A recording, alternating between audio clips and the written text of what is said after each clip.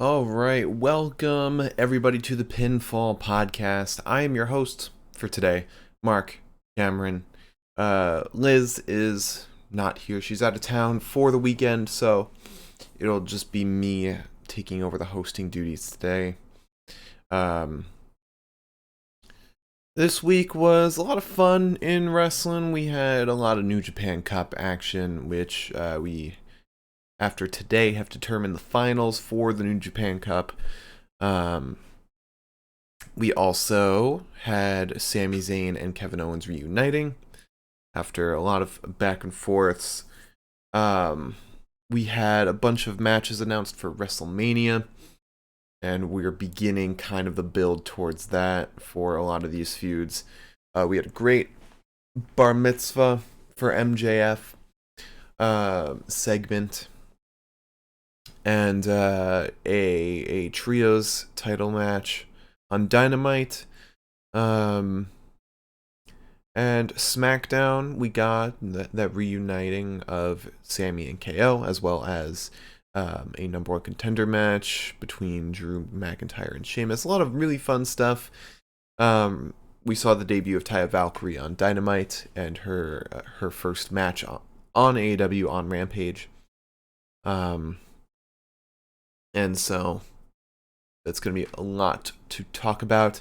I will be answering your questions after the show, so if you have any wrestling-related questions, please leave them in the chat now. If you're watching on YouTube, leave a comment, and I will answer it in the future episodes. Ideally, Liz and I will answer them, not just me. We also have a new episode of the Universal Pokemon Federation coming out next week on Thursday. The 23rd, it will be must watch. The search for Dawn Pokemon begins as me, the champion, will kind of lead the hunt for this chaotic individual.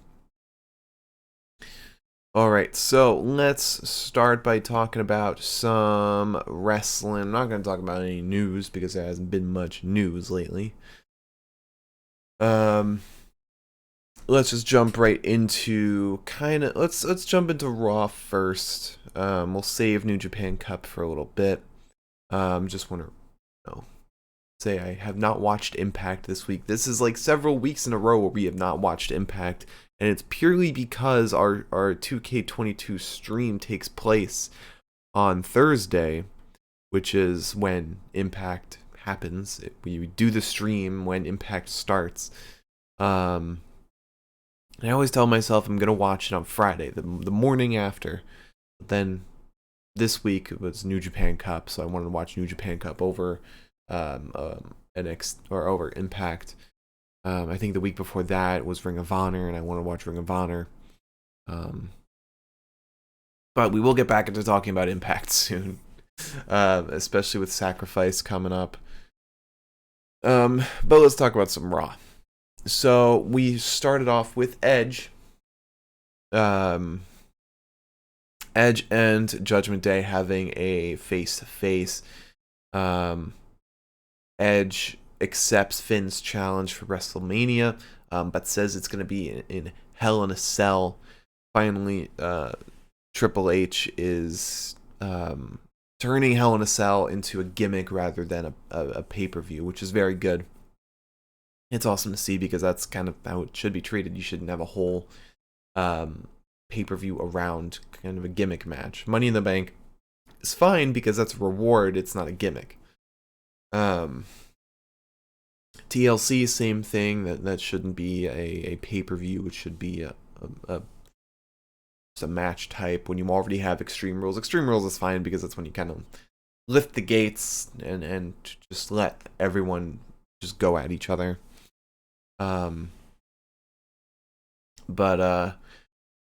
Yeah, really great stuff. I'm really excited for Edge versus Finn. I'm not really sure how that match would go down. I mean, obviously Finn is the one who'd need the win. There were hints that the Demon would be coming out for this match, which I would be very excited for. Especially how it went the last time we saw the Demon. Not well.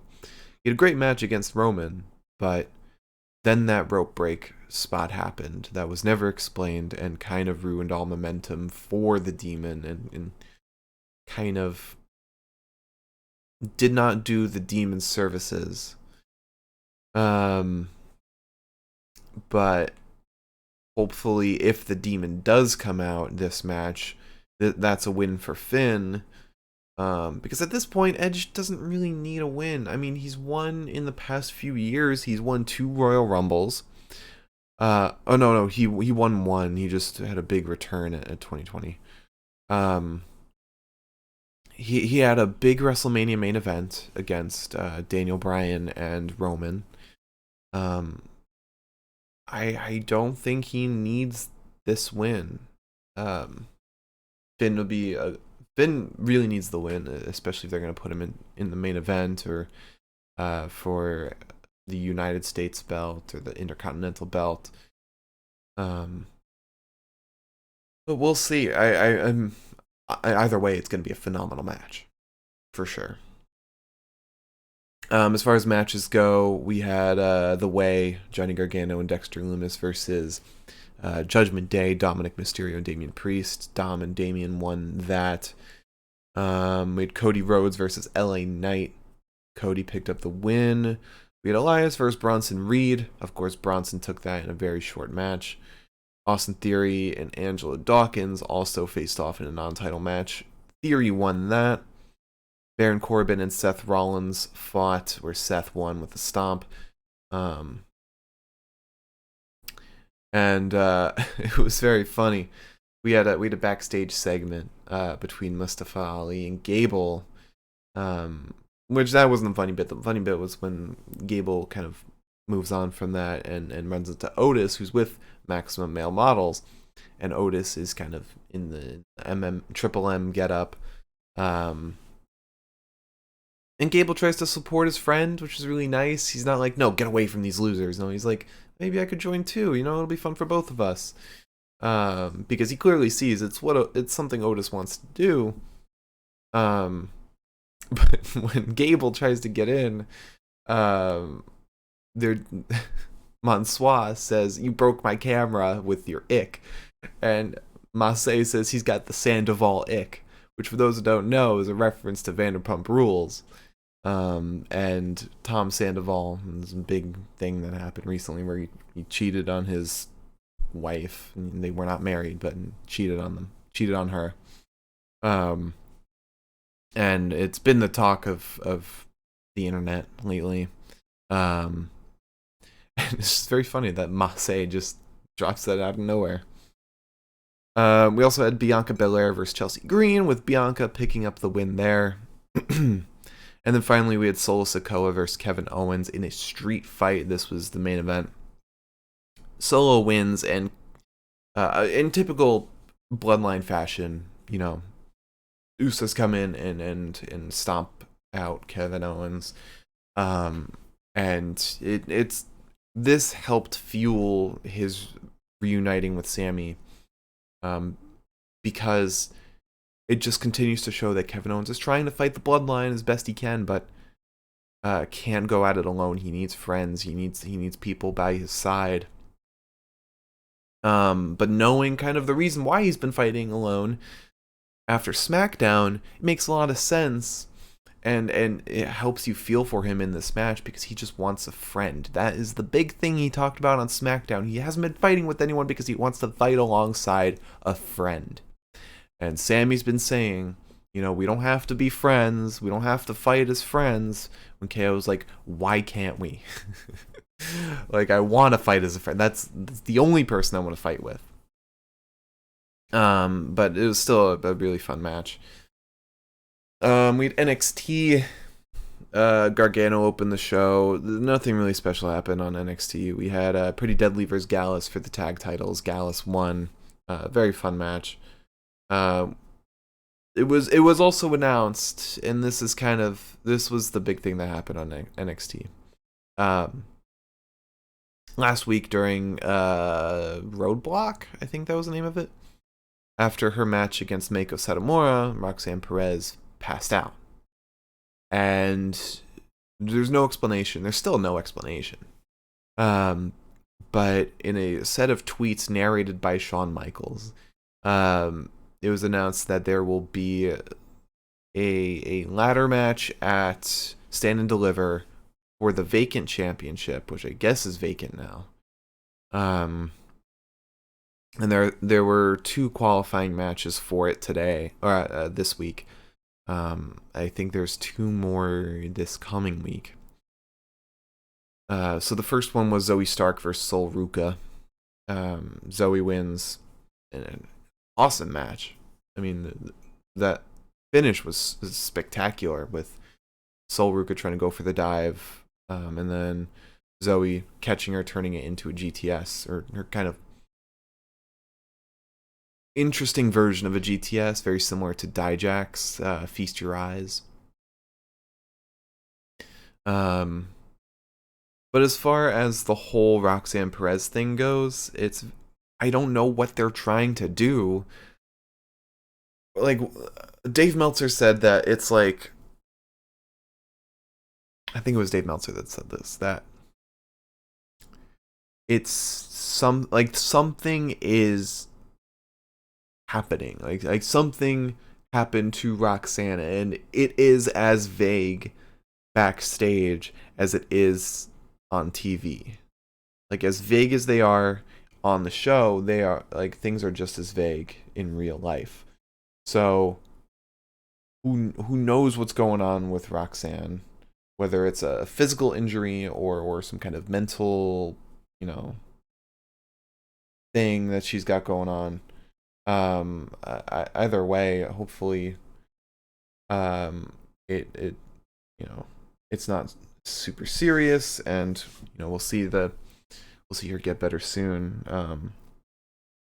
But this isn't just a kayfabe thing. This is a real life thing. It seems like. But I hope kind of the curtain opens on all of this soon, so that we can actually find out like what's going on. We then had a number one contender match for the women's tag titles. We'll be fighting Fallon and Kiana at Stand and Deliver. We had Alba Fire and Isla Dawn versus Kaden Carter and Katana Chance versus Tatum Paxley and Ivy Nile. And we had Tatum turn on Ivy Nile. I think she joined Alba and Isla. She definitely separated from Ivy. I could see her joining Alba and Isla, but that bit's kind of unclear. It was still a pretty fun match. I mean, it sucks that Ivy took the pin on this because she's phenomenal. But Alba and Isla picked up the win and will face Kiana and Fallon at Stand and Deliver. After that, we had Apollo Crews versus Dabba-Kato. And Dabba-Kato won with a sit-out powerbomb. It was a short match, I think. Nothing spectacular. And then we had the final match, Kiana James versus Gigi Dolan, another qualifying match for the ladder match at Stand and Deliver. Gigi Dolan won. And so far it's Zoe and Gigi. Who knows the two others that will join? I'd probably say like Indy, and Indy Hartwell, and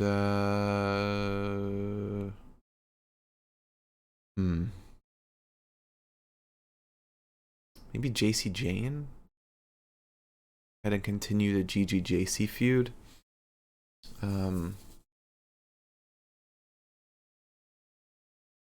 What other women are in NXT? I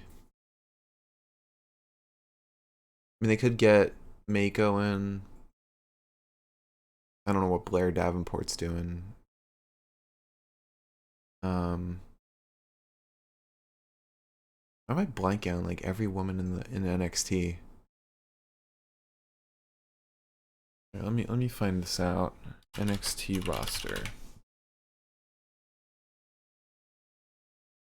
Let's see. Okay. So Cora Jade could be a good one. especially since we haven't really seen her in a while. So we got Gigi and Zoe. Indy and Cora would be good. Oh, Lyra, Valkyria. Oh, Lyra and Cora were supposed to have like a feud after what happened at Deadline, I think was the pay-per-view that happened. Mako. Nikita's injured. Tiffany Stratton. Yeah, any combination of them would be good. All right. So we also had as kind of the main event, Braun Breaker and Carmelo Hayes contract signing, where they just laid out Pretty Deadly in the end. I don't like the Pretty Deadlies kind of being like the joke of the roster because they are a phenomenal tag team. That had a great tag run in NXT UK. I mean, they are funny. They're hilarious, but I don't think they should just be a punching bag for a lot of these wrestlers. But that's just me. And then we started. I didn't watch every New Japan Cup this week, but I watched most. I watched today's, which determined the finals. So, I mean, we had an excellent match on, I think it was Tuesday or Wednesday, between Shota Umino and Zack Sabre Jr. That was phenomenal. Shota. Okay, here's the thing with Shota Umino, and I talked to Liz about this a lot. Great in ring wrestler, for sure. Like 100%. He's got so much life in the ring. But when he makes his entrance, when he's delivering promos, the dude doesn't have it. He has no charisma. He has like when he's walking out, when he does the Mox walk through the crowd kind of thing, he's got no expression on his face. He doesn't look angry. He doesn't look happy. He's kind of they're trying to mix Mox and Tanahashi with Shota, and it's not working because you can't combine the two into one person. I mean, you look at Shota and Tanahashi side by side; they look like exactly the same, pretty much, very close. But they're trying to keep Mox's inspiration with Shota, and putting the two together does not make a wrestler that's capable of, does not make a three-dimensional wrestler. It just makes not even two-dimensional, it makes a one-dimensional person. And they got us like they're doing the same thing with Okada. And although Okada's been able to break out a little bit, as we saw against Kiyomiya, they're trying to turn Okada into Antonio Inoki. They're trying to turn Shota Umino into Tanahashi. Just let these wrestlers be wrestlers. Like let them be themselves. Compare Shota Umino with Ren Narita. Narita is fantastic. He's been able to build his personality. He's become more than just a Shibata clone or a young lion. He's grown into somebody much more. He has his own personality. He's got fire. He seems like a living person. Like I believe that this man is fighting for what he's fighting for. Shota Umino, great in the ring, but I can't take him seriously when he's walking through the crowd like this. That is literally what his face looks like. And like shaking hands with fans or high-fiving kids in not a very, it's very boring. I want to like Shota Umino so much. I do. But he just doesn't have it, and I think the fact that they're trying to build him into, or they're trying to push him so far as this Tanahashi clone, it makes it a lot worse because it's so unbelievable. It's trying to force a push. They're trying to force Shota Umino on us when you could just let him be. You know, book him in feuds and stories that work naturally, instead of just trying to put him straight into the main event spot.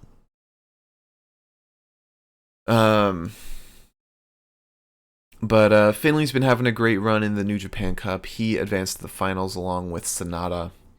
And the story with Finley, who I think is going to win the whole thing, he just took over as Bullet Club leader. He hasn't said straight up that he's leader Bullet Club, but I mean, he's accompanied by Ghetto. LP even said on commentary today that he said he's Bullet Club leader backstage. And LP has kind of been the counter to Finley, saying that you can't just come into Bullet Club and say you're a leader. You can't just you can't take this spot when there are plenty of other people in Bullet Club. He's kind of been the resistance for Finley. And he said on commentary today that the New Japan Cup is going to be where Finley proves himself. If he can win New Japan Cup, then LP will fall behind. He will fall in line. He will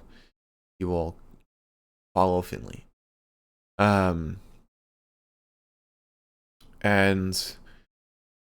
even after today's match against who did he fight? Who did he fight today? I literally just watched this. Tama Tonga, who was Jay White's rival for a little bit. After beating him, Finley was like, "Is that enough? Did I show you what it takes?" And LP was like, "Just win the cup, and then you'll prove it." So I'm glad that's kind of the story they're going with for this New Japan Cup. And then on the other side of the bracket, Sonata beat Mark Davis to advance to the finals. Mark Davis has had an incredible run. After Ospreay got injured, Mark Davis had to take over, and he's been having a great run, showing he could be a very capable singles wrestler. And his match against Sonata was fantastic. His match against Evil was phenomenal, and had such a great it had great reception with the fans. And it had so much energy behind it because it was such a phenomenal win for Mark Davis against House of Torture of all people. And Sonata versus Mark Davis was a fantastic match, and everyone kind of in this semifinals, maybe minus Tama Tonga, it's kind of been back and forth on who needs this, and everyone involved kind of needed it. David Finlay needs it to prove that he can lead Bullet Club. Sonata needs it. I forgot to mention he left LIJ and is now he joined Just 4 Guys, which is now Just 5 Guys, as kind of their main eventer guy. And this is kind of what Sonata needs to move to the next step, push Just 5 Guys into the big picture when it comes to factions, and for Sonata to finally make that main event step. And Mark Davis has needed this for United Empire and to do Will Ospreay proud. During the match against Evil, Will Ospreay came out with a sling on his arm to support Sonata, and showing that they're all relying on Mark Davis right now. He is all they've got. And although he lost against Sonata, still a fantastic showing. United Empire is the best faction in New Japan right now, bar none. And I'm very excited for the finals between Sonata and David Finlay, which will be happening on Tuesday. It's going to be a lot of fun. And the winner faces Okada. I think gets Sakura Genesis. I think. All right, what else happened this week? We had Dynamite. Started off with MJF's Bar Mitzvah. Fantastic segment. This was kind of return to form for AEW. Um, this was kind of what they needed for their main event picture, for people to kind of buy in to AEW more. You know, you had the fun Bar Mitzvah segment itself. Then you had Jungle Boy come out. And you had all the four pillars together. Sami and Darby both came out. All the four pillars together. Instead of like veterans facing MJF like Bryan Danielson, which was a great match, you're now moving on to the originals. Your own talent, your homegrown guys, which are the people you should be relying on. You know, it's having the Acclaimed, but Billy Gunn the veteran as kind of support. That's kind of how these guys should be played. So all three of the challenging four pillars won a title shot. And it was a fun segment between the four of them. MJF's eyes, he took off his sunglasses, and his eyes are all fucked up and bruised after his match against Danielson, because he had this big stinger on his forehead, this big welt that he said moved down to his eye, and it was all bruised down here. His eye had like blood in it. It was gnarly, but he had a goofy ass Burberry fuzzy hat that he had on to also help cover his eyes with the glasses off. Yeah, really great stuff between everyone here, and I feel like Jungle Boy kind of gained his spark back a little bit, because he kind of, since the whole Christian stuff started, that story's been fun, but Jungle Boy hadn't really had what he had against Kenny. He lost a spark to him, and I feel like this helped give that back. We also had Moxley, Claudio, and Yuta versus Dark Order, with the return of Stu Grayson, who is All Elite again with the first ever All Elite again graphic. But a really fun match, spectacular match. I really wish Dark Order had won this. But seeing Dark Order back on TV in kind of a big spotlight has been so much fun, and you know, they should be in the spot. I should mention Dark Order and Hangman. So it was Evil Uno, Stu Grayson, and Hangman. But yeah, Blackpool Combat Club picked up the win. And apparently, unfortunately, Evil Uno suffered a concussion in this match. But he seems to be back on social media, which is good. It's a good sign that he's, you know, feeling better. Hopefully he doesn't take long to recover, but of course, however long he needs, as long as he recovers well, because concussions are not to be taken lightly. Then we had Jade Cargill's Canadian Open Challenge. This is against Nicole Matthews, who apparently is a big indie wrestler in Canada. I never heard of her, but you know, I heard she's big in the indies. Jade picks up the win in 40 seconds to retain the TBS title. But then Taya Valkyrie comes out. The person everyone speculated would be coming out for this challenge. And she seems to be All Elite now that her time in Impact and MLW is up.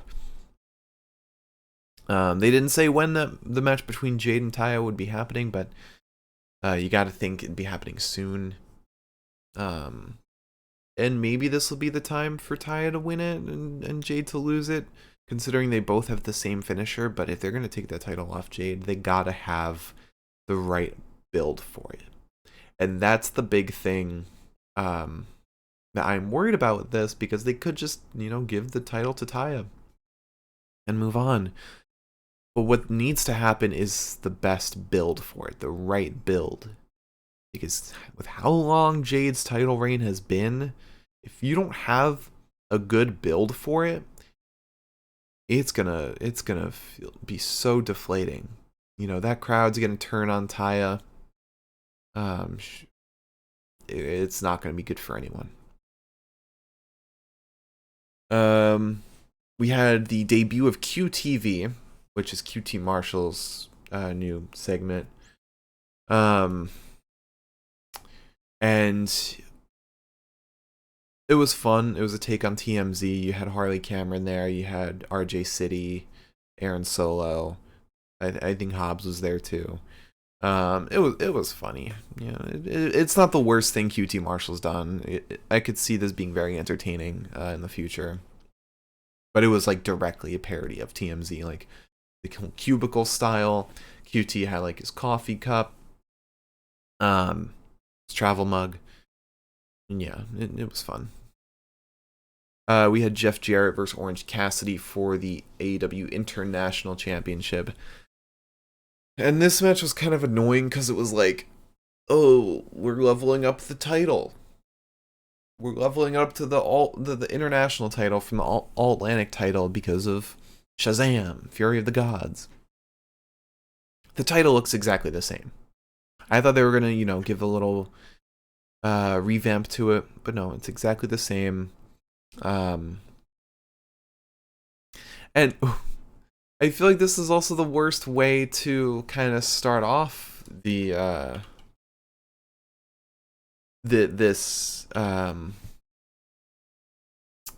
new title, because, you know, they're saying it's international, but it's two guys from the US fighting for it. They should have had, you know, at least a Canadian talent fighting for it. You know? What's the point of it being international if you're gonna have two guys in the same country fight for it at the day you make it the international title? And I was also rooting for Jeff Jarrett to win. I feel like that's kind of what needed to happen. But Orange Cassidy retained after taking a Golden Globe to the back of the head. Yeah, I don't know. I wasn't about this. It was kind of fun, but it wasn't what needed to happen. We had more stuff with the Outcasts. Jamie Hayter and Britt Baker come out to, you know, to intercept them, but a whole brawl breaks out. But then coming out for the save is Riho, along with Sky Blue and Willow Nightingale. And you know, if they're gonna do 5-on-5 for maybe for Blood and Guts, that's a good 5 right there. Jamie, Britt, Riho, Sky Blue, Willow. Yeah, you got 5. Let's see. The other team is Saraya, Jamie, or Saraya, Tony, and Ruby. Need 2 more there. I mean, I do think maybe they should do 4-on-4, and instead of Sky Blue and Willow, you get Jade. So it's Jade, Riho,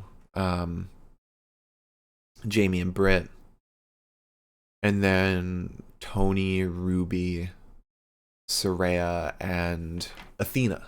Athena would be perfect. If you're gonna make it 5-on-5, add Willow to the homegrown team. And then for the Outcasts, let's see, in addition to Athena, I'm gonna do a 5th. Instead of Athena, maybe Mercedes? No, not Mercedes. Man, I'm not sure. Not gonna do. Oh, maybe Taya. Could do Taya. But she wasn't in. Like, I feel like she couldn't be sold as a outcast. You know. Who came over from WWE? Who came over from WWE? Let's see. Let's check out the roster real quick. See who could be a fifth person in an Outcasts Blood and Guts match. Let's see. We got the men. Show me the women.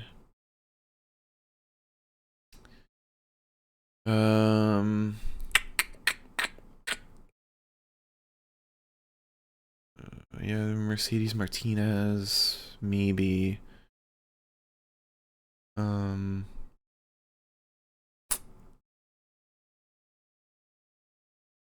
yeah, there's not really anyone to join them. I guess Mercedes Martinez or Taya Valkyrie. Taya would make sense if you're adding Jade to the homegrown team.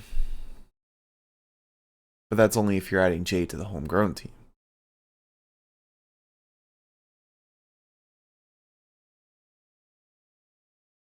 I don't know. Mishita, maybe. Since she's technically not homegrown. Unless they're specifically trying to do WWE people. But in that case, I don't know. Let's see what else happened. We had Phoenix challenging Powerhouse Hobbs on Rampage for the TNT title. That's Hobbs' first challenger grabbing the TNT Championship. Then we had a trios title match between House of Black, JAS, and the Elite. This was a ton of fun. This was some really great stuff. House of Black picked up the win, the Dante's Inferno. Phenomenal stuff. And I'm looking to see kind of how they go about House of Black's title reign. You know, kind of what teams they feed them and stuff. It's gonna be a lot of fun, and hopefully House of Black stays in kind of the spotlight. But what really should be talked about is what happened after the match. So, after the match concluded, Blackpool Combat Club are brawling with Hangman and Dark Order. I think Dark Order after the match.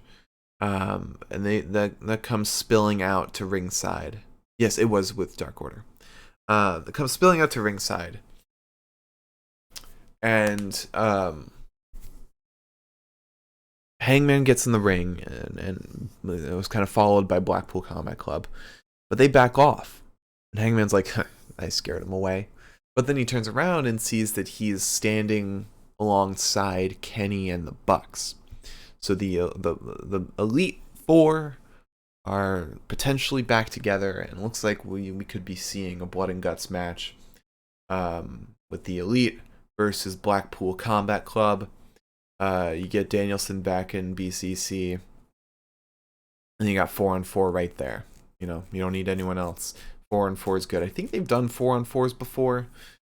No, last year's was 5-on-5. I don't know who you could add to BCC to make it 5-on-5. I really don't know. At that point, you're just pulling someone out of thin air. But Blood and Guts could be a lot of fun, especially, you know, that time's coming up. They normally do it. They've done it like different times. They've done it in June. They've done it in March. They could do it in April. I think they did it in April before. But yeah, I think that's definitely coming up very soon. Let's see, and let's talk about SmackDown. Now that we've concluded Dynamite talk. We had a great segment between Cody, Kevin Owens, and Sami Zayn. And KO, you know, starts off still, you know, walking out on Sami, saying like, yeah, you know what, you don't need me, yada yada yada. Even drives away from the venue. But then later on, you know, after a thing, you know, after a face-on-face with Sami and Jay, Sami gets attacked by Jimmy, and then KO comes in for the save. KO and Sami hug. They're reunited. After KO had established he wants to be fighting alongside a friend. That is what he wants. He doesn't want to fight alongside, you know, some guy, some guy with common goals. No, he wants to fight alongside a best friend. And and we got that reuniting. And probably at WrestleMania we'll get KO and Sami versus the Usos for the tag titles. It'll be some great stuff. Great stuff. All right. First match of SmackDown was Dominic Mysterio and Rhea Ripley versus Santos Escobar and Zelina Vega. Dom and Rhea won that. And then Ray comes out, and we get another face-to-face between Dom and Ray. And then it was announced that we would have Fatal 4-Way tag showcase matches at Mania. And there would be qualifiers leading up to then. We got one today, or one on Friday, which was Raquel Rodriguez and Liv Morgan versus Emma and Tegan Nox. And the whole big thing of going to this Mania was, I think Triple H said that not everyone would be on the card. A lot less people this year. But it seems like this is an attempt to get as many people on the card as possible, and not just in like a bullshit match. And that's kind of been a big thing, a big problem with a lot of these Manias. They're stuffed with bullshit matches. But if you specifically title a match a showcase match, it's like, okay, we know what this match is about. You're showcasing the talent in these matches. You're showcasing the division. You're getting the best of the best in the division. And you want to just show them off. There's no stakes. Maybe there's a number one contendership on the line. But for the most part, it's just to show off the talent, which is, the bare minimum. You don't want to force a terrible feud just for the sake of, getting people on the card. Which also makes me wonder if there will be an Andre the Giant Battle Royal this year, or if they'll still just try and stuff people onto the card in matches like these. But, the Battle Royal's always been fun, so I don't see why they wouldn't. But yeah, Raquel and Liv picked up the win in the first qualifier for these showcase matches. And they will be the first team to go into the showcase match. Let's see, what else do we have? We had Xavier Woods versus LA Knight. LA Knight, yeah. Xavier Woods picked up the win with the backwoods. Short match. Nothing spectacular. My favorite thing about LA Knight, because we see him right after this match in a backstage segment challenging, who did he challenge? Oh man, I can't remember who he challenged. Maybe it was Gunther? Who did he challenge? Oh, I think it was Gunther. We see him right after the match, and he's like trying to make a challenge for Mania.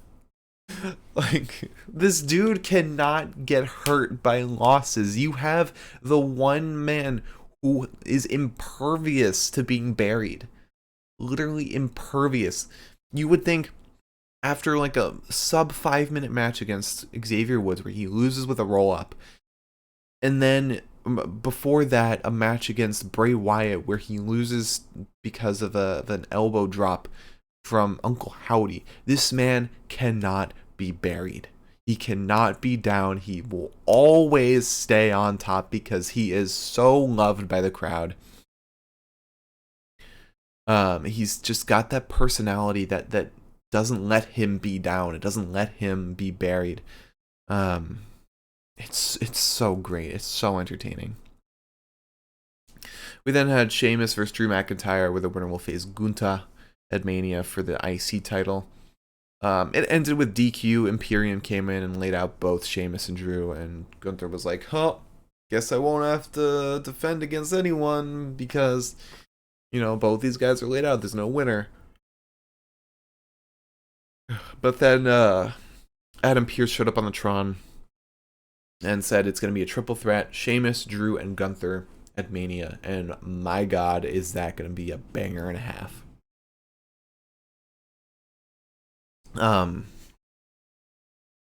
Especially, I saw a post on Reddit today that was comparing last year's mid-card title matches to this year's. Last year, there was no U.S. title defense. Finn Balor, the U.S. champion, was just in the Andre the Giant Battle Royal, and the Intercontinental champion, who was it? Who was the IC champ? Who was the IC champ? Oh my God, why am I blanking? Maybe Finn was the IC champ? No, he was the US champ for sure. Who was the Intercontinental champion? Oh my God, why am I blanking so hard? It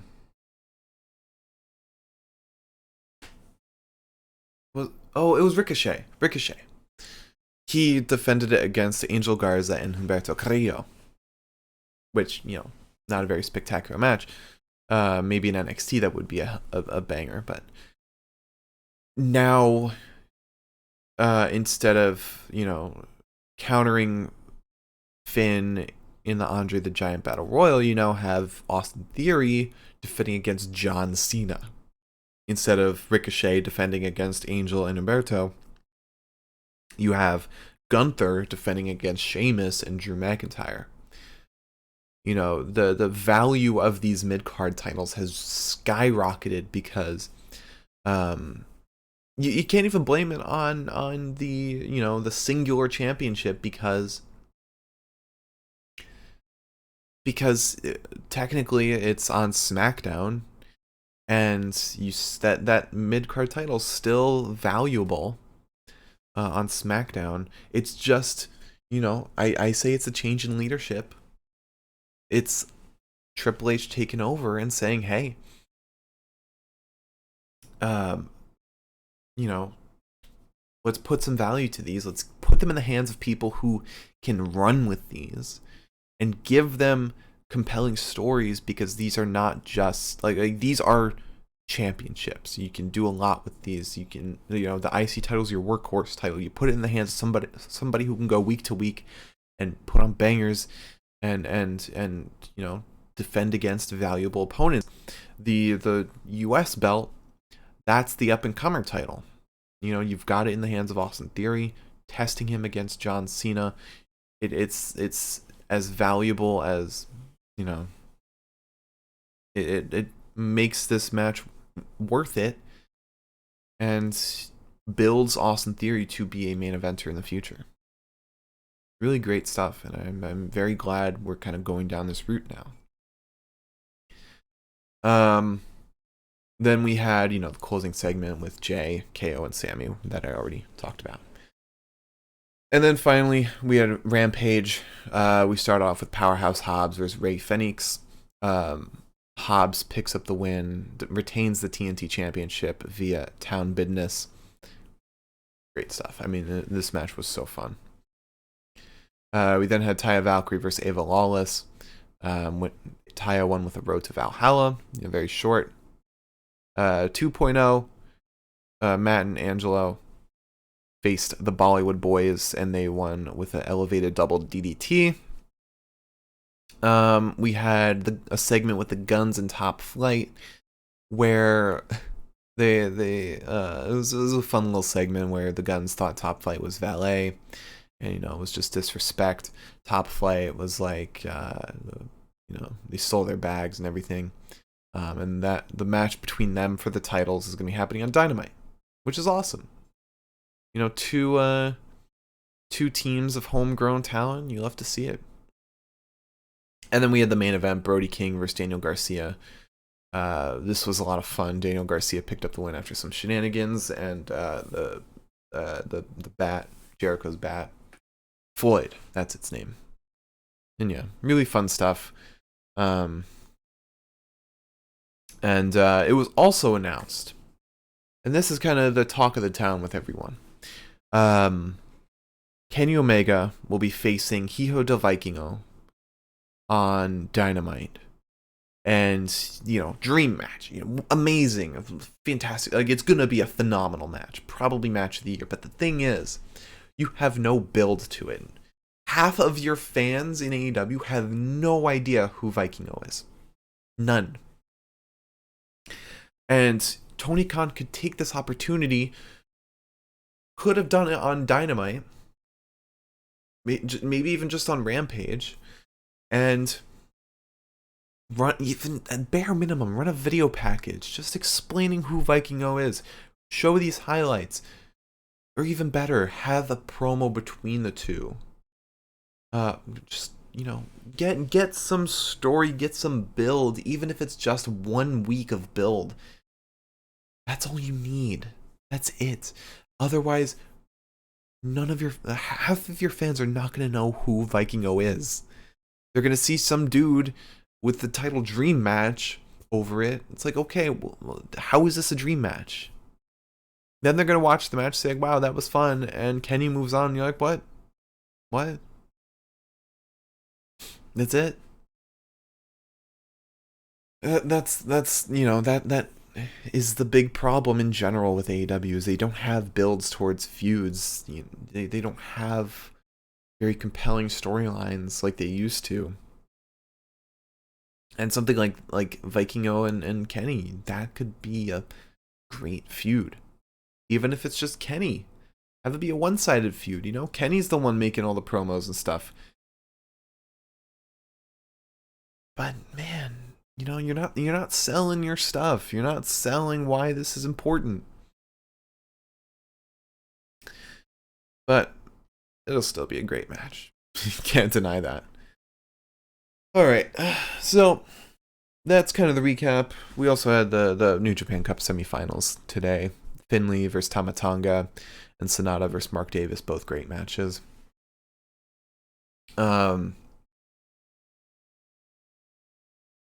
Let's talk about the 5 best matches of the week.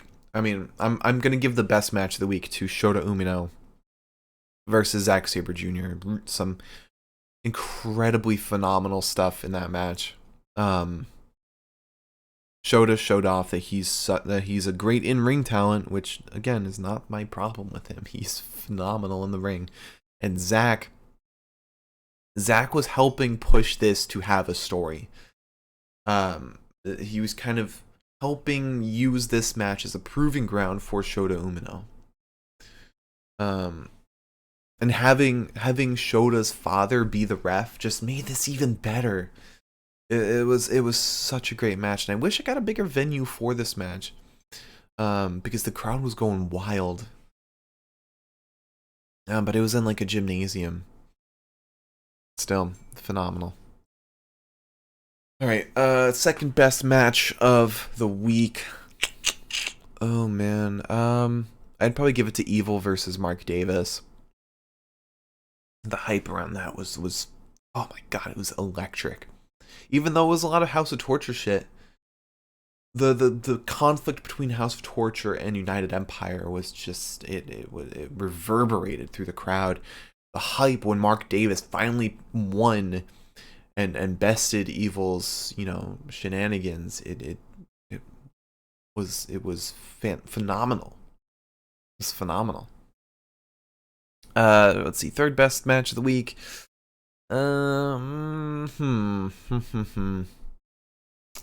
Probably Sonata versus Mark Davis. So 2 Mark Davis matches in the top 5. Excellent match. Kind of a proving grounds for both these guys. Sonata as new member of Just 5 Guys, probably like the best member of it as far as the card goes. And Mark Davis kind of,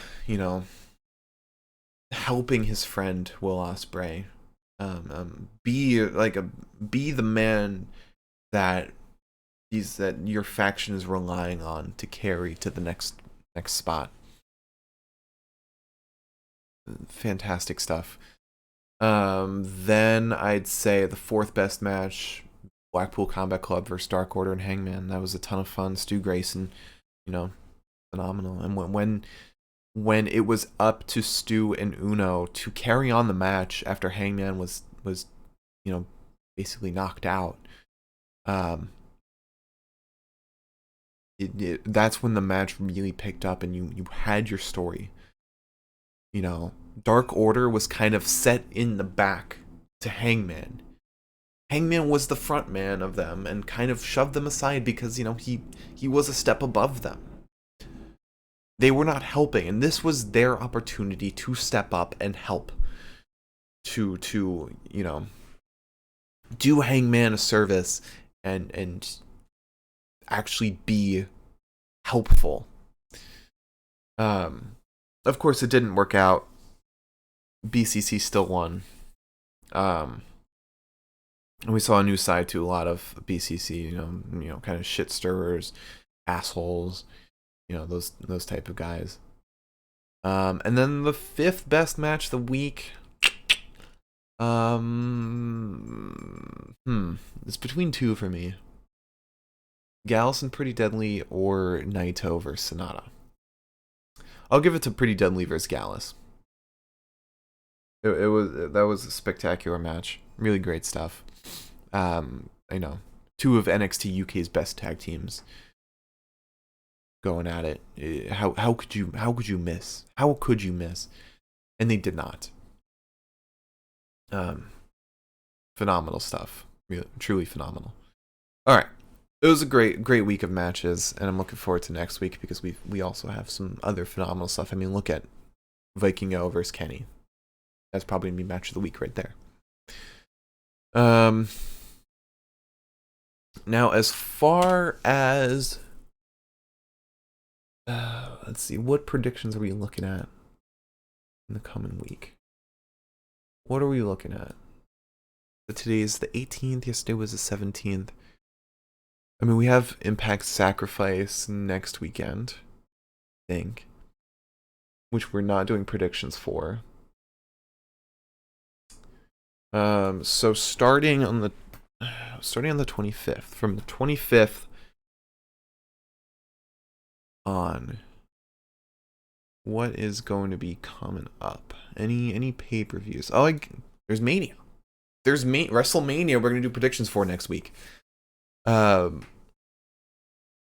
So definitely tune in for that. Maybe, are we doing predictions that day? No, probably. We'll do predictions the day of WrestleMania. So the morning of Mania. No, wait, Liz. I don't know if Liz will. No, Liz should be here for Mania. The Saturday Mania.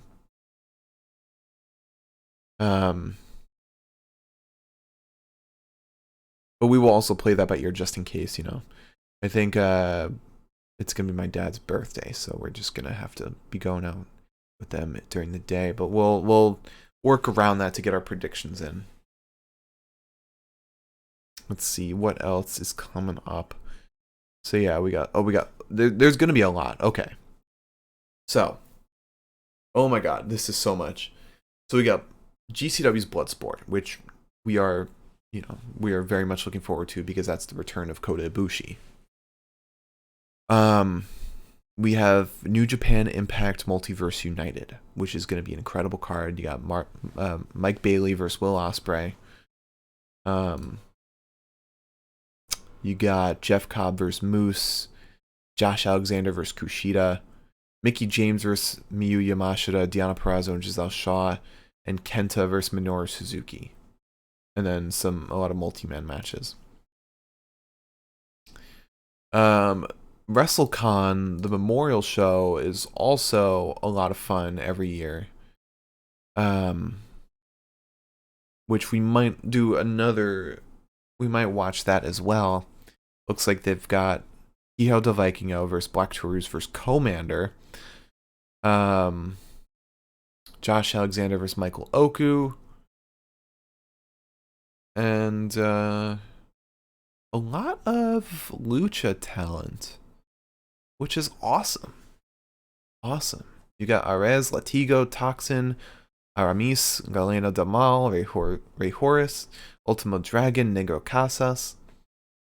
Obviously, Vikingo, Black Taurus, and Commander. A lot of great Lucha talent. Let's see.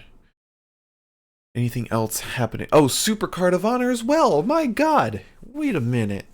Wait a minute. So, wait. That is...